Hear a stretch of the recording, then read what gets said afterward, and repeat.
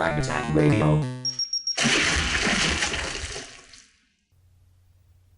Ladies and gentlemen, welcome back for the first 2015 episode of Frag Radio. Here with you today are your boys, Pradius and Matterafact. So, it was a pretty good year, 2014. It was. It was nice to us. There were some decent games that came out. Some games that we were really hyped about, thought were going to be the greatest thing ever, and then turned out not to be quite so great. Yeah, poopers.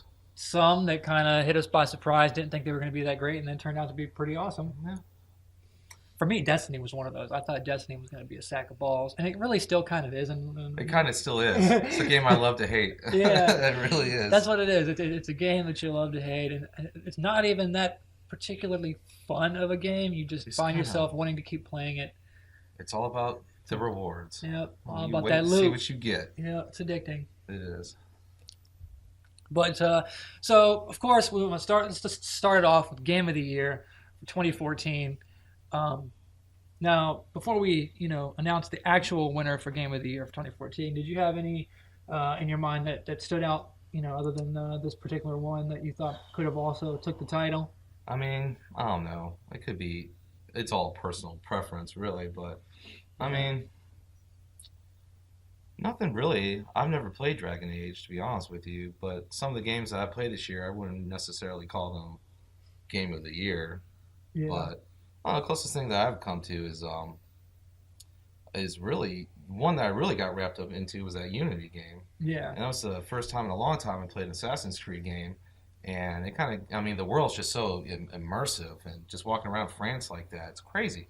Yeah. And I played a lot of hours into that. So as of what I played so far, I'd have to choose that for me as the most all-around, and especially the multiplayer that I did play. That was really good. It was really fun. It was really different in Assassin's Creed setting like that. Yeah. So I'd say that for me. Yeah, Unity was definitely good, aside from all the Nasty hiccups, bugs and yeah. glitches. And I didn't like how they tried to put so many microtransactions into that game. I haven't noticed that yet. I haven't really gone looking into the like store. If you go, to the place where you buy the swords and the armor and stuff, you can spend real money on any of that. Yeah, I noticed that. Yeah, because I didn't know what that was at first, and they're like, real money. I was like, of course. Yeah, no. Yeah, and then they also tried to tie things in with their web browser and mobile apps. Like you got the Initiates program or whatever. I just whatever. And then there's something else, and you've got those special chests, the blue ones or whatever. Yeah, I've seen those. Yeah, and you've got to go on the app and do a bunch of bullshit to be able to open those chests. Not doing it. Me either. Yeah. So, Titanfall was a really good game. Yeah, Titanfall was. Well, yeah. It was lacking a real campaign, and much like Destiny. Yeah. Sunset Overdrive was a great game. Yeah, that was a fun game too. There's a lot of good games this year. Yeah. But yeah. So Game of the Year, Dragon Age Inquisition, got to be. It's just you get your money's worth and then some. Because you hop in if you play Dragon Age Inquisition beginning to end and do the minimal amount of side quests, because Dragon Age Inquisition, what's cool about it is it kind of makes you do some of the side quests to progress further through the main story. That's kind of nice, yeah. But if you do the minimal amount required, you're looking at 60 to 70 hours. Wow, really? Playtime. Damn, that's like Skyrim status. If you're like me, where you try and do everything, discover everything, every little last nook and cranny, you want to explore everything, do all the side missions, you're looking at 200 plus hours. Wow. That's definitely your money's worth, yeah, I'd say. Yeah. And then, it's not open world like Skyrim, but you go to a map and there's there's only a few places open at first. But eventually you'll have 20 to 25 different places on the map open up that you can travel to. Yeah. And each one of those locations is like its own open world. And a couple of them are super fucking huge just by themselves. I see, okay. One of them in particular, I think it's the Hinterlands, one of the first places you go to, is one of the biggest. That sandbox alone is almost as big as Skyrim by itself. Wow, okay. Gives me an idea of the scale of this game, yeah. Yeah, it's pretty freaking huge. There wasn't really a lot of bugs and glitches with it. It was actually pretty polished. Nice. Which a rarity this year. I know. I almost feel like you kind of expect that now with new games. Whenever new game's coming out, give it a couple days so they get all the stuff taken care of. It's kind of annoying now. Yeah, it's getting kind of a little out of control. It is, man. What's the point of buying a game? You can't really utilize it the first day you get it. Yeah. So, Studio of the Year, Telltale. Telltale. They Those guys, man. been doing crazy things. Obviously, Good they things, yeah. already, Wolf Among Us and Walking Dead, Yeah. and now they've got Tales from the Borderlands, Yeah. which is great. Probably my favorite one. Is it? Yeah. The first episode 1, is like 2.5 hours long. Oh, is it? Okay. Yeah, it's way longer than your average Telltale Games Nice. episode. Yeah. And then Game of Thrones, of course, which is that's pretty long. It's not quite as long as Tales from the Borderlands, but it's probably a little bit longer than your average Walking Dead or Wolf Among Us episode. I gotcha. And just recently announced Minecraft. They're doing a Minecraft story Really? game. Yeah. Oh no. So We'll be buying those. that's going to be kind of interesting too. Yeah, I wonder what they're gonna. Did they give any description about the story at all? I'm sure we'll hear more at E3. Okay. Right now, it's just kind of an announcement. Well, they're doing a Minecraft movie too. Oh God. Well, that doesn't surprise me. Yeah. It'll just be a matter of time. Yeah. So craziness. Booger of the Year. Booger of the year? Booger of the Year. Oh man. There was a few boogers this year, but Murdered Soul Suspect just got to take the cake. Really? The game was completely garbage, completely boring. Just bad, huh? Yeah, and the sad thing is there wasn't a lot of glitches with it. It was actually pretty polished. But it goes to show you, no matter how much you polish a turd is still a turd. Yeah, no going around it. No going around it. It don't matter how much you polish a turd. A turd is going to be a turd. Yeah, just be shiny. Yeah. So without disrespecting that game any further, moving on. Best shooter. Now there was decent amount of good shooters this year. But you're talking about like traditional shooter, right? Like first person. Well, that's probably Call of Duty. Yeah, Call of Duty Advanced Warfare is our shooter of the year. Now you also had Destiny, and Titanfall, which Titanfall was close to. Yeah. I think the only thing that really held Titanfall would have got this award if it wasn't for the fact that Advanced Warfare also has a really great campaign. Yeah, that campaign kicks ass. Kevin Spacey's the bomb in that. Yeah. Yeah. And it's got way more multiplayer modes than Titanfall. Yeah, it does. A lot more. More maps, more guns. It's just... Let's be fair. I mean, the new Call of Duty, when you play it, it almost feels like Titanfall in a way. A little bit, with the jetpacks and all that. But it's kind of nice that they kind of changed it up a little. Yeah. It's still Call of Duty, but now it's, they added to it. And then even out of the two, I think I'd still rather play Titanfall just because, with the wall running, everything is so fast and fluent. Yeah. And then plus with the Titans. But you just, unless you really love Titanfall as a multiplayer, you're going to get more for your money with Advanced Warfare. Yeah, that's true. It's just the way it is. Yeah, well, that's just what it's really made for. Best racer for 2014 got to be Forza Horizon 2. Forza Horizon 2 is just phenomenal, amazing game. Yeah. I've never been a fan of the Horizons. I still like the traditional numbered ones that are more, not as goofy, I guess. I guess they're really not goofy, but it seems like it to me. But it's still Forza, so mad props. Yeah, and the cool thing about Horizon 2 is you can play it, any way you want. You can play it as an arcade-style racer, or you can play it like a traditional Forza, like a simulator. Mm-hmm. And the story is actually pretty well done for a racing game, and the environments are just really awesome. And they've got these barnyard cars that you can find, hidden cars throughout the map, and if you find them, they'll add them to your garage. That's kind of cool. And they added an expansion recently called Storm Island, which adds a whole new area to race around in. Really? Yeah, a whole new part of the map. Just a great game. Other racers that came out this year, The Crew and Drive Club, both of those games, garbage. Yeah, I read on them. So there was just no other way. Best RPG. Oh, Dragon Age Inquisition again. Two. Dragon Age. Best RPG. We already talked about Dragon Age, so we'll just leave it at that. Best action adventure. Sunset Overdrive. Yeah, because that didn't really feel like a shooter to me at all. Yeah, it was definitely more of an action adventure. Like just jumping around. Remind me of Jet Set Radio, like hardcore. Like Jet Set Radio mixed with Crackdown or something. Yeah, Crackdown's a good way of putting it. Yeah, because that world, that's landscape. When you go on those buildings, reminds you of it a lot. Yeah, that's a good way.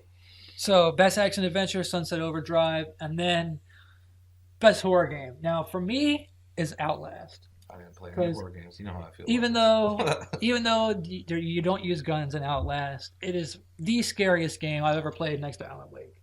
Alan Wake, yeah.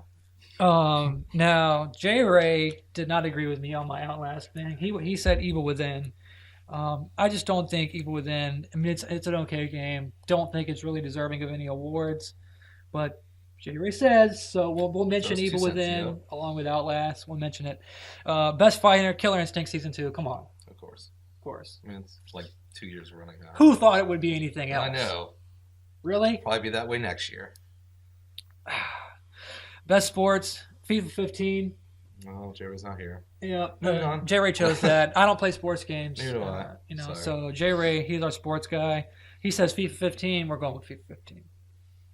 Best remake, come on, Halo: The Master Chief Collection. Oh yeah. You're getting 4 games for your money: Halo 1, Halo 2, Halo 3, content, Halo 4, plus Spartan Ops, plus over 100 multiplayer maps. All the multiplayer maps ever released for any of those games, and they've released it. Now they're going to release Halo 3 ODST. Yeah. For free to people who have played the game. So 1080p, 60 frames per second. It's pretty amazing.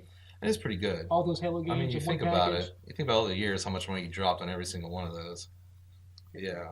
Pretty great package. It is. Best free to play, Warframe. This was originally on PS4 first. It was on PC first. Okay. Then it went to PS4 and then Xbox One.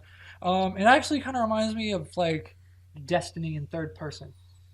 I've seen. I didn't download it. But even down to the loading screen, you have a ship. I saw that. But you can actually move it around on the screen, unlike Destiny, where it's just stationary. It just kind of chills. Yeah, but you haven't checked it out. You should check it out. Free play. Is it all right? It's pretty good. Best free play game. Yeah. Best Connect/motion game, that would be D4. Dark Dreams. Yeah, I downloaded that. Maybe I should be. I don't have the Connect. Yeah. So when I play it, it almost feels like it's a tedious task at sometimes because it's really dull and boring sometimes. I'm just like, all right, I'm gonna go over here, click on that. But I was reading that the developer really intended it for you to like eat popcorn and like drink and like you're playing, watching a movie. Yeah. So, but I mean, what I've done so far, it's not bad. It's just I haven't really gotten deep into it. It's kind of slow. Yeah, it's good either way you go, but definitely better play with Connect because that's the way it was originally made. Yeah. But it's definitely super twisted. I mean, Swery is a crazy guy. Yeah, from what I can tell, something's not right with him already. Deadly Premonition, that game was crazy. Yeah. This game's crazy. So if you like crazy, you're gonna like D4, and it's actually free with Games Gold right now. Yeah. So can't beat free. Check it out. It's free. Along with Worms Battlegrounds, which is a decent game in its own right. Yeah, I haven't downloaded it though. Haven't downloaded? No. Get it while it's free. Might as well. Best multiplayer. We went Titanfall on that one. Yeah. Easily. I mean, because like I said, while it didn't have the content of Advanced Warfare, the multiplayer was just a fun experience. I mean, nothing beats watching your Titan come down, Bow. Or even just jumping in it. You just feel badass. You do. Yeah. Bad ass. All right, and then best DLC. This was kind of a thing because not a lot of great DLC came out this year. Let's say nothing really stuck out to me. J Ray said Freedom Cry from Black Flag. I guess that came out this year at the very beginning, or last year, very beginning of 2014. Probably, yeah. I just don't really remember a lot of good DLC from 2014. I don't either, and it's so early in the year. Then I don't really remember a whole lot. Yeah. You can look at the map packs for Titanfall; those were all great. Yeah. The first expansion for Destiny would be another good one. Yeah, that's true. That came out. Yeah. That came out just before the end of 2014. DLC you can go any way you want. Yeah, that's true. But best graphics, Forza Horizon 2. Oh yeah. Yeah, Forza Horizon 2 is a gorgeous looking game. Yeah, it is. I was gonna say, man, I don't know. Destiny has some pretty good vistas. The moon and Venus, I could just stare off like in the moon. Yeah. And you look at Earth, it's like almost literally rotating in the distance. It's pretty impressive. And I like how they make it look like you're looking through a helmet. You get like those weird like filter effect on the lighting. I don't know if you ever noticed that. It's weird. It's cool. Right. But that and Venus, man, I think Destiny is it's really plain, but it's really sharp. Yeah. Best soundtrack, come on, Grand Theft Auto 5. Yeah, that's true. The soundtrack was already great. It was. On 360 and PS3, but now that they brought it over to Xbox One and PS4, they added, 160 new songs? So, I mean, you can listen to a radio station, and it feels like a real radio station now. Because you hear like Noose in a different song, like, you know. It's not, two songs in the same song again. Yeah. It's like literally a 40-minute block. Yeah. You know? It's cool, man. It makes you forget you're playing a game sometimes. Yeah, I love that song. It's a setup, it's a setup. Oh, yeah. There's a whole bunch of songs on there. And of course, Convoy. Every time I hear that, I think of that race we used to do all the time. One lap. That's it. God, that shit took forever. Got those characters leveled up, though. Yeah, we did. Speaking of which, you got to get your copy of GTA 5 so we can get down. I think it's on sale right now, actually. Is it? I Yeah. didn't notice that. I'll have to look. Yeah, like 15% off or something. Most fun to play, that would be Sunset Overdrive. Yeah, I could see that easily. It's just a zany, crazy, amazingly fun game. Yeah. Just like how I think last year Saints Row might have been our most fun. I think it was too. Yeah, the fourth one. Yeah. When the crazy techno cyberspace thing. Yeah. Yeah, because that game was just fun. Now, most disappointing, Watch Dogs. Everybody was expecting Watch Dogs to be, a great game. That game, it's not a bad game. It was just way overhyped. Okay. It was hyped so much that people just thought it was going to be the greatest game, and then it came out and it turned out to be an average open world game. Yeah. Which made it that much more disappointing. I'm glad I skipped it. Yeah. Most disappointing, Watch Dogs. If you disagree with that, I'm sorry. Not really. Most broken. That's a tie. Destiny and Assassin's Creed Unity. Both of those games amazingly broken when they came out. So broken that you almost wonder how they got released in that state. Now, like we were saying earlier, it's almost a given these days there's going to be some glitches in a new game when it comes out. But these guys took the cake. They were beyond broken when they I would almost expect it from like a lesser known developer, you know what I mean? But these guys are like seasoned vets. They know what has to be done. This is launch window time. Like, what happened? Yeah. That's not cool. No, it's not. Not cool. How broken those games were. Yeah.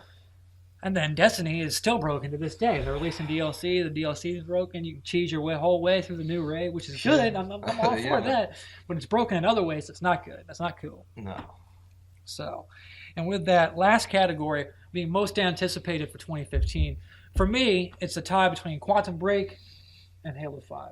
I was going to say Halo 5. I'm kind of looking forward to that. I want to see that.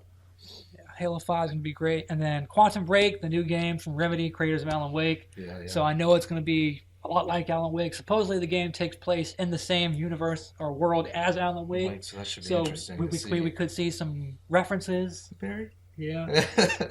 You never know. That'd be cool. So, a poster of him with his Christmas lights. Yeah. Or something, I'm hoping that goes down like that. That would be cool. Yeah. And with that, those are the 2014 FTR awards. Before we zoom off, wanted to talk a little bit about the Halo 5 beta. We'll be talking it more extended in our next episode once it's complete, finished, finito. But from what I played so far, or as of right now, they've got Slayer and they've got Breakout. Now, Slayer, of course, you know what that is, Team Slayer. Mm-hmm. What's his Breakout? What I really like about what they've done with Halo 5 is the weight of the Spartans. You can feel the weight of your Spartan. That's what intrigued me when you're running around. You can feel the weight, and by the sound effects add to it. You can hear the weight of your Spartan. Like you're actually wearing a suit of armor. Yeah, that weighs like a ton. Yeah. You can feel it. You can hear it. The guns, they all sound super hard hitting. Nice. So when you fire, you feel like you've got something powerful in your hands and not like a kid's toy. Like an airsoft gun. Yeah. The maps are all, of course, very well done. Graphically, great game. Yeah. I like the way the Spartans call out information that's actually useful. Oh, I didn't know that. Like if you're playing Slayer and one of your teammates are next to you, and that guy happens to look over here and there's a bad guy, that Spartan will automatically call out on his own. Enemy top mid, enemy lower left, or whatever. Yeah. Or if the enemy throws a grenade, they'll call that out. Grenade. Or if the heavy weapons like the sniper rifles are about to come up, they'll call that out. That's cool. Snipers in 10 seconds. It seems like they're trying to make it more personal. You know what I mean? Like there's people behind these masks that Yeah, and a lot of people are kind of trying to compare it to Call of Duty because you can sprint now, but it's the exact opposite of Call of Duty, because in Call of Duty you can run off on your own and be successful. Oh yeah. With Halo 5, the way they've made it, you have to work as a team. That's cool. Yeah. If you don't work as a team, you're dead. Doesn't matter how good of a player you are. You're not going to be clutching an entire team by yourself. Not on Halo 5. Because a lot of that lone wolf stuff gets to be kind of just annoying. Yeah. You know, especially when you have newer games where it does require a whole bunch more cooperation on everybody's part. Yeah. You always got one guy running around, you know, doing his own thing. And all the guns have holographic sights now, which is pretty awesome.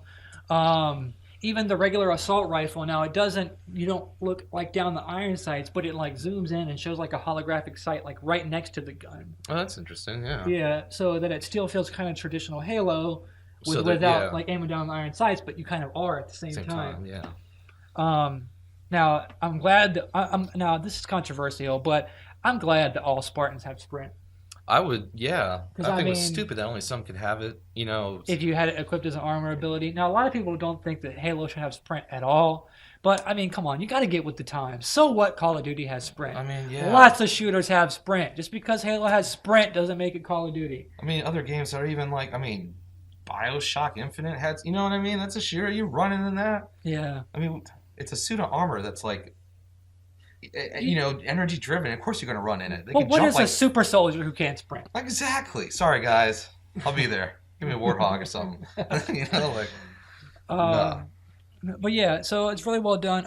Breakout, it's more like an elimination game. Sort of like Slayer, but more about elimination. Oh, I see. Okay. There's no respawning. Oh. And the maps take place on these holographic type maps. Where nothing looks natural around you. It all looks like holographic. Yeah, kind of like a Tron thing going on. Yeah, almost like a Tron paintball course. I gotcha. Yeah. That's kind of cool. So, it's pretty cool. Yeah. And then the maps I've played on so far have been great. There's the first week there was 2 maps. One of them was Midship 2.0, which is awesome. Yeah. And then the other one I think was called Empire or something. It was like on the top of like a city building. That makes sense. And then kind of inside of it as well a little bit. That's kind of cool. That was pretty awesome. This week they've got 2 forged maps, which are like variants of the other ones. Did any of those maps give you any clues to like maybe what the campaign might be, about, or anything interesting, or no? Nothing. No news on campaign yet, but I'm looking forward to hearing something about it. Something somewhere about how campaign's going to be about how another Spartan has to track down Master Chief or something like that. Well, yeah, if you download the Halo channel on your Xbox One, you can go on there and watch Halo Nightfall. Oh, okay. Which is 5 episodes long, and that tells you the whole story of Agent Locke. Okay. And how he comes to be, and Nat is actually who's searching for Master Chief in Halo 5. I'll have to go and do that, yeah. The big thing is you don't know if he's a good guy or a bad guy. Is he hunting Master Chief? Looking for him to help him out, or is he trying to bring him down? You just don't know. I see. Interesting. All right. But yeah, so that's pretty much what we know about it so far. And Master Chief, we're guessing, is on a search for some way to revive Cortana. Yeah, that would make sense. I mean, it's his only friend, his only love. Really companion he's ever had, really. He's been through thick and thin with her. Yeah, so I'd probably be on the lookout for a way to revive her as well. Yeah, for real. Yeah. You know? Or else he'd probably go insane and off himself. Poor guy. Yeah. But so, if you've got the Halo Master Chief Collection, you haven't played the Halo 5 beta yet, I suggest do it now while you can. You got about another week and a half left. Yeah, that's true. Was it the 18th they stopped? That sounds right. Yeah, I think it is 18th, yeah. I think that sounds right. But yeah, it's great. Tons of fun. And this will be your last chance to play it before the end of this year. Yeah. When Halo 5 comes out. I think it's pretty cool that they had the beta this early, like almost a year out. That's true. Launch, so they'll actually be able to make changes based on the feedback they get from the beta. That's smart. Whereas most betas don't really feel like betas anymore. They release a beta like 2 weeks before the game comes out. How are you taking our feedback into account when the game comes out next week? They don't. As it's pretty obvious with these releases. Yeah, it seemed like just more of a way to let us play a little bit of the game and make us want to buy it. Yeah, a little teaser. Yeah. Like a glorified demo. Yeah. Only time a demo was good was in Colonial Marines. Yeah. Before they jacked that all up. I'm sorry. Yeah. Bad. But, so yeah, those are our 2014 FTR awards. Yeah. Love them or hate them. That's what they are. Yeah. And we'll be coming back to y'all with another regular episode. Soon we'll be talking about Halo 5 multiplayer beta. Matter of fact, I'll be talking about Pure Solar. Yeah. And we got a couple other things on the horizon too, so be on the lookout. We're also doing a contest here pretty soon where we're going to be giving away a copy of Destiny and a copy of Dragon Age Inquisition. So we will have a way for you to sign up for that on our website. Also look for shout outs about that on our Twitter as well. Please do. And with that, it's been a great episode, and we will catch y'all next time. Later. Frag Radio.